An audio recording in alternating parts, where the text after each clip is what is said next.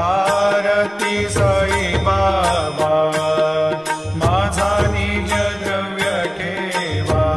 तव चरण रज सेवा मागणेची आता तुम्हा देवाधिदेवा देवाधिदेवा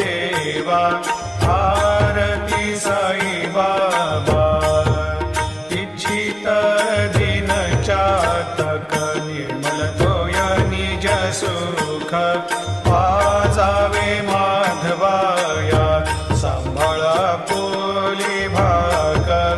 आपोली भाग आरती साई बाबा सौख्य